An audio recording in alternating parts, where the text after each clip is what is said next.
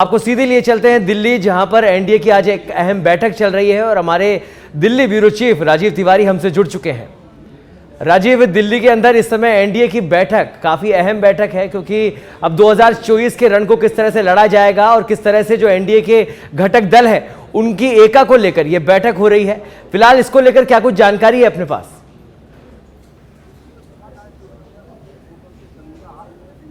बिल्कुल, अगर देखा जाए तो इस समय अशोक होटल के कलिंगा हॉल में एनडीए की महत्वपूर्ण बैठक चल रही है। उस बैठक की अध्यक्षता प्रधानमंत्री नरेंद्र मोदी कर रहे हैं। देखिए, सबसे बड़ी बात यह है कि भारतीय जनता पार्टी जिस एनडीए को भुलाने की कोशिश कर रही थी, एक बार फिर जरूरत पड़ गई कि एनडीए में जान डाला जाए, उसे मजबूत किया जाए। और इसी क्रम में भारतीय जनता पार्टी के राष्ट्रीय अध्यक्ष जेपी नड्डा, प्रधानमंत्री नरेंद्र मोदी लगे हुए हैं।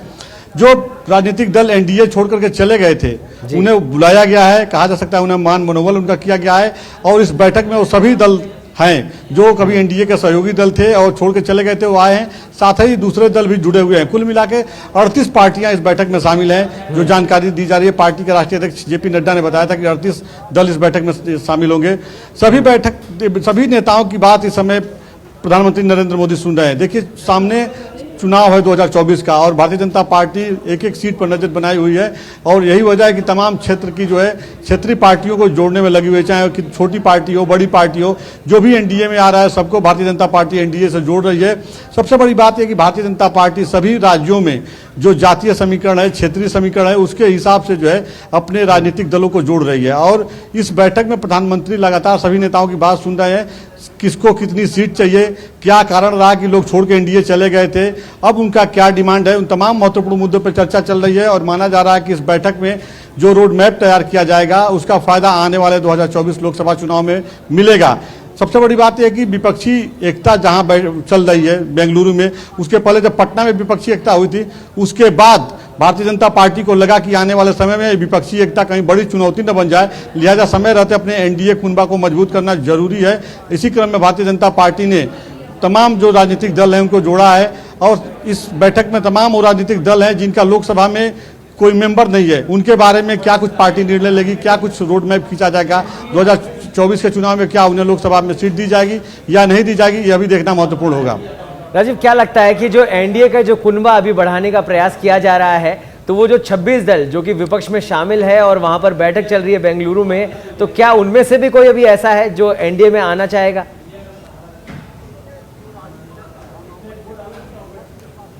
देखिए, जो राजनीति है संभावनाओं का खेल है, जो वक्त के साथ बदल जाए वही सियासत है। अब एनडीए में 38 दल शामिल हैं, उधर विपक्षी एकता में 26 दल शामिल हैं, लेकिन हर नेता की अपनी एक राजनीतिक महत्वाकांक्षा होती है जिसे वो पूरा करने के लिए अपने हिसाब से सियासी चाल चलता है। जिसका सबसे बड़ा उदाहरण आप देख सकते हैं अजीत पवार को, एकनाथ शिंदे को, जिनको मुख्यमंत्री बनना था, उप मुख्यमंत्री बनना था, तो अपने हिसाब से वो लोग लाइन खींचे और आज अपने गद्दी पे विराजमान है। ऐसे अभी लोकसभा चुनाव में समय है और कई ऐसे राजनीतिक दल हैं, कई ऐसे नेता हैं जो विपक्षी खेमे में बैठे हैं, लेकिन समय को देखते हुए, समय के नजाकत को भागते हुए इस बात से इंकार नहीं किया जा सकता है, वह एनडीए की तरफ कदम बढ़ा सकते हैं। या एनडीए में बहुत से ऐसे दल हैं जिनका लोकसभा में कोई सीट नहीं है, लोकसभा में कोई नेता नहीं है, हो सकता है उन्हें मौका मिले तो क्या कुछ मुख्य एजेंडे बढ़ा दें। तो जी, क्या कुछ मुख्य एजेंडों पे बातचीत की जा रही होगी इस समय सभी घटक दलों से? देखिए, मुख्य एजेंडा जो सबसे बड़ा फोकस है 2024 का लोकसभा चुनाव कैसे जीता जाए, इसको सुनिश्चित करने के लिए एनडीए दलों की बैठक हुई है। इस बैठक में हर राज्य के जो है छोटे दल हैं और किसको क्या सीट चाहिए, क्यों, किसको कहां से अपना उम्मीदवार उतारना है, किसका कहां पे जाति बाहुल्य, किसका समीकरण बन रहा है, इन तमाम मुद्दों पर इस समय बातें चल रही हैं। और उसी हिसाब से जो है उन सभी नेताओं की बात प्रधानमंत्री नरेंद्र मोदी सुन रहे हैं, गृह मंत्री अमित शाह सुन रहे हैं, पार्टी के राष्ट्रीय अध्यक्ष जेपी नड्डा सुन रहे हैं। और आने वाले समय में एक रोड मैप तैयार किया जाएगा, एक समीकरण तैयार किया जाएगा जिसमें सभी जो क्षेत्रीय पार्टियां उनको समीकरण के साथ अगर आगे की रणनीति की बात की जाए तो इस बैठक के बाद क्या कुछ रणनीति रहेगी बीजेपी की कि एनडीए को इस तरीके से और मजबूत रखा जाए और आगे से जो ये मीटिंग की जा रही है ये पूरी तरीके से बनी रहे और जो उद्देश्य है वो काबिज हो सके?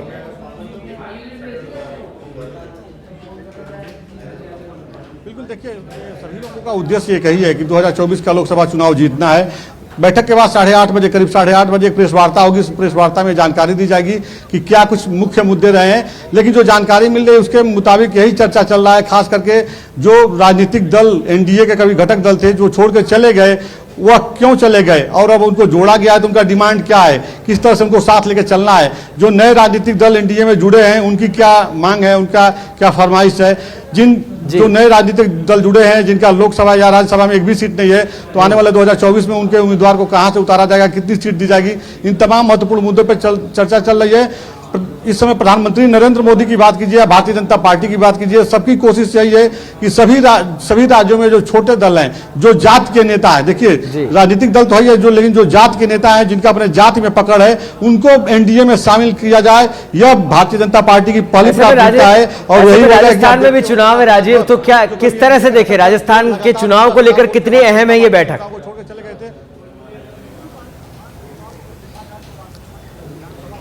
बिल्कुल, राजस्थान के चुनाव को अगर देखा जाए तो राजस्थान में देखिए विधानसभा चुनाव है और राजस्थान में एनडीए के एक ही घटक दल थे, वो हनुमान बेनीवाल थे, जो पार्टी से एनडीए से अपना नाता तोड़ चुके हैं। कुछ दिनों पहले जो उनसे बात हुई तो उन्होंने कहा कि अब वो एनडीए के हिस्सा नहीं रहे, इस बैठक में भी वो शामिल नहीं है। तो आने वाले समय में भारतीय जनता पार्टी देखिए, पहली बार जब 2014 का चुनाव देखा जाए तो उस समय जो है भारतीय जनता पार्टी ने वहां पे लगभग 25 की 25 सीटों पे जीत सुनिश्चित की थी। इस बार भी लोकसभा चुनाव में भारतीय जनता पार्टी अपने हिसाब से रणनीति बनाई हुई है।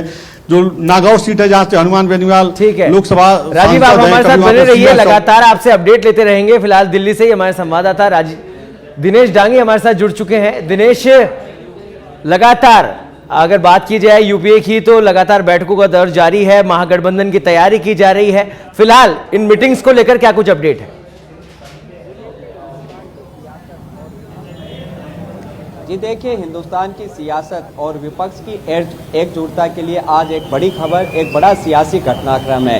एक तो यूपीए नाम का अलायंस अब अस्तित्व में नहीं रहेगा, क्योंकि पिछले 2 दिनों से जो 26 सियासी दल बेंगलुरु में जुटे हुए थे, उस बैठक में 3 बड़े फैसले हुए। एक तो जो यूपीए का नाम है अब उसका इंडिया यहाँ पर होगा, यानी ये नया नाम का ऐलान खुद मल्लिकार्जुन खड़गे ने किया, जिसका फुल फॉर्म बात करें तो Indian national developmental inclusive alliance. यानी 2024 में किस तरह एनडीए को, किस तरह भाजपा को शिकस्त दी जाए, इसके लिए एक नया अलायंस यहाँ पर बना दिया गया। तो अब यूपीए जैसा शब्द है वो अस्तित्व में नहीं रहा। दूसरा, इन विपक्षी दलों की तीसरी बैठक मुंबई में होगी। पहली बैठक बिहार की राजधानी पटना में हुई, दूसरी बेंगलुरु में हुई और अब तीसरी बैठक मुंबई के अंदर होगी। साथ ही तीसरा बड़ा फैसला ये हुआ कि 11 नेताओं की एक कोऑर्डिनेशन कमेटी बनाई गई है। मुंबई में जब तीसरी बैठक होगी अपोजिशन की, तो वो 11 नेता इस कमेटी में कौन शामिल होगा उसी बैठक में यहाँ पर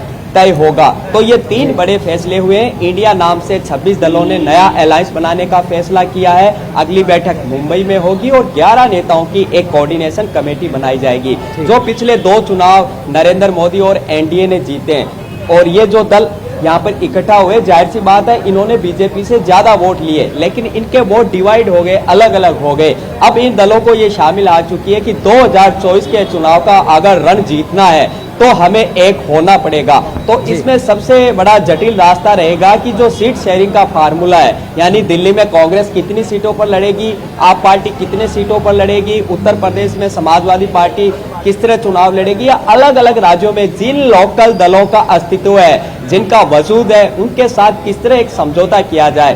तो सीट शेयरिंग के फार्मूले पर ज्यादा बात नहीं हुई, लेकिन ये सकारात्मक बात है। जो ममता बनर्जी कांग्रेस को आंखें दिखाती थी, वो भी अब तैयार हो चुकी है। अगर नरेंद्र मोदी को हराना है, अगर एनडीए को शिकस्त देनी है, हमें एकजुट होना पड़ेगा। लेकिन चुनाव होने तक ये एकजुटता कितनी बरकरार रहती है, किस तरह सीटों का फार्मूला आपस में तय होता है, ये सभी की इस पर नजरें टिकी हुई है। लेकिन बड़ी बात, 3 आज फैसले हो चुके हैं। इंडिया नाम से अब यूपीए की जगह नया अलायंस होगा। अपोजिशन नाम बदल दिया गया है, लेकिन इस नाम के साथ नेतृत्व कौन करेगा? क्योंकि 2 बड़े नाम नीतीश कुमार और सोनिया गांधी जो कि सामने आ रहे थे, अब बड़ा सवाल ये खड़ा हो गया है, जब इंडिया नाम रख लिया गया है, अब इससे इंडिया का नेतृत्व कौन करने वाला है?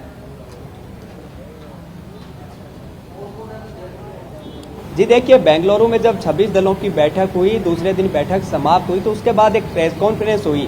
उसमें यही सवाल मीडिया कर्मियों ने पूछा, तो जिसका मल्लिकार्जुन खड़गे ने ये जवाब दिया कि इस गठबंधन को लीड कौन करेगा, लीडरशिप कौन करेगा और चेहरा कौन होगा। तो इसके सवाल के जवाब में जो खड़गे ने कहा वो अपने दर्शकों को बता देते हैं कि मुंबई में जब अपोजिशन की तीसरी बैठक होगी, उसी बैठक में हम 11 नेताओं के नाम तय करेंगे जो कोऑर्डिनेशन कमेटी बनाने का फैसला हुआ है, और उसी बैठक में आगे की रणनीति और जानकारी का खुलासा हम करेंगे। यानी इस सवाल का जवाब मुंबई की तीसरी बैठक में यहाँ पर मिलेगा कि कौन लीड करेगा, क्योंकि यूपीए की जो चेयरपर्सन थी वो सोनिया गांधी थी, और अब एक नया इन्होंने तरीका इजाद किया है कि हम एक कोऑर्डिनेशन कमेटी बना देते हैं। तो कोऑर्डिनेशन कमेटी के अभी नाम तय नहीं हुए, संभवतः जो वरिष्ठ नेता है, चाहे अरविंद केजरीवाल हो, नीतीश कुमार हो या खड़गे हो, वो इस कोऑर्डिनेशन कमेटी में शामिल होंगे। जल्द इनकी एक अलग से बैठक होगी, बाकायदा कोऑर्डिनेशन कमेटी का अलग से एक दफ्तर होगा, अलग से कार्यालय खोला जाएगा, एक सियासी मैसेज आए तो उसके बाद सौरभ पता लगेगा कि चेहरा कौन होगा। लेकिन जिस तरह कोऑर्डिनेशन कमेटी का गठन किया गया तो लगता नहीं कि चुनाव से पहले कोई एक लीडर है वो इस अलायंस को लीड करेगा या लीडरशिप करेगा या चेहरा होगा। जी ठीक है दिनेश, आप हमारे साथ बने रहिए। दिल्ली से हमारे साथ राजीव भी जुड़े हुए हैं। राजीव, पिछली बार चुनाव की बात की जाए तो 301 सीटें बीजेपी के खाते में थी, 14 ऐसे दल थे जिनके पास लोकसभा की सीट ही नहीं थी, तो उसको किस तरह से बीजेपी अब मैनेज करेगी?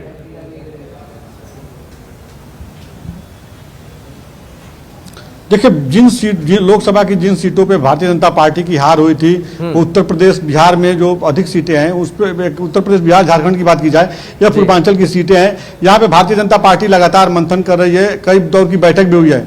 लेकिन आज यह जो बैठक हो रही है, इस बैठक में देखिए बिहार की बात कीजिए, झारखंड की बात कीजिए, उत्तर प्रदेश की बात कीजिए, यहाँ पे जो भी एनडीए के घटक दल बने हैं, जो भी नेता बने अपने पार्टियों के साथ, ये सभी जाति के बड़े नेता हैं, अपने अपने क्षेत्र में जाति पे अपने प्रभाव रखते हैं। चाहे ओम प्रकाश राजभर की बात कीजिए या निषाद पार्टी के संजय निषाद की बात कीजिए, वो यूपी सरकार में मंत्री हैं, या ऑल स्टूडेंट यूनियन जो झारखंड की पार्टी है उसकी बात कीजिए, ये सभी लोगों का बहुत अच्छा प्रभाव है। और यही वजह है कि भारतीय जनता पार्टी जो एनडीए के जो घटक दल जो छोड़ के चले गए थे उनको दोबारा कहा जा सकता है मान मनोबल के साथ भारतीय जनता पार्टी ने एनडीए से जोड़ा है।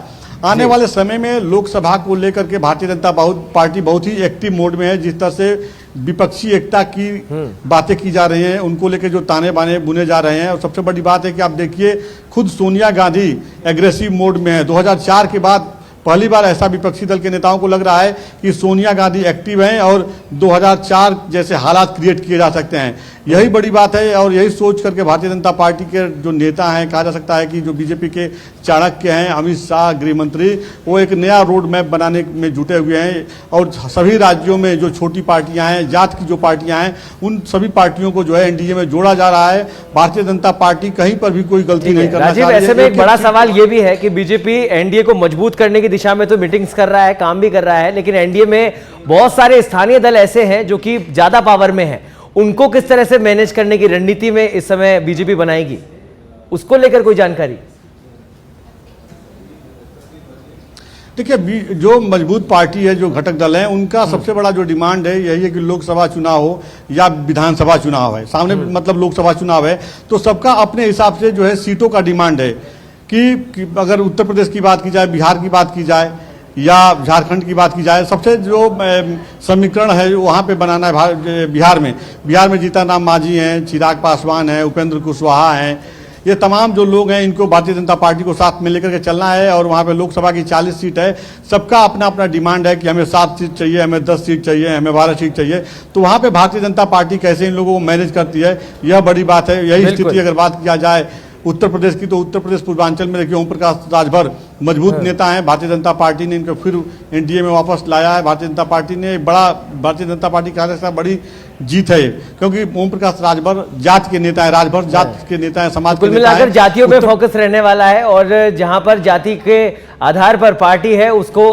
प्राथमिकता दी जाएगी। हमारे साथ दिनेश भी जुड़े हुए हैं। दिनेश, राजस्थान के परिप्रेक्ष्य में अगर बात की जाए तो राजस्थान में अब चुनाव है, जिस तरह से यूपीए लगातार, जो कि अब इंडिया बन चुका है, मीटिंग्स का दौर जारी, कितना प्रभाव राजस्थान की राजनीति में देखने को मिलेगा इसका?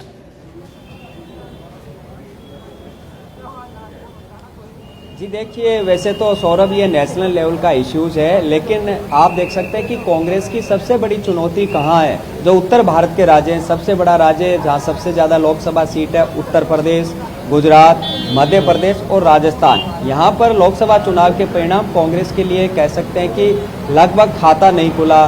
2 बार लगातार 25-25 लोकसभा सीट राजस्थान में, यहाँ पर 0 आई।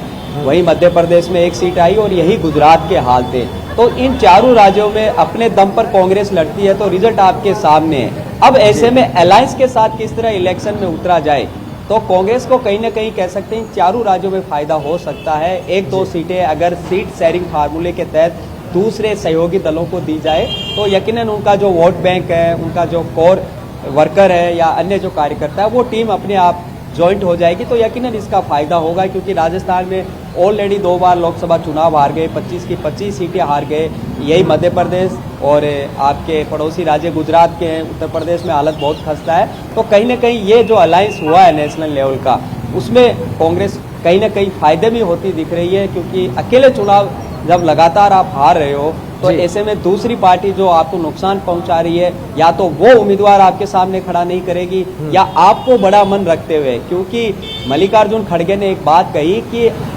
राज्यों में हमारे जो लोकल छत्रप अलग अलग दलों के, उनमें विवाद जरूर है, मतभेद है, लेकिन इतना बड़ा भी नहीं है। क्योंकि अब इन सियासी दलों को ये बहुत बहुत धन्यवाद दिनेश और राजीव, आप दोनों का हमारे साथ जुड़ने के लिए।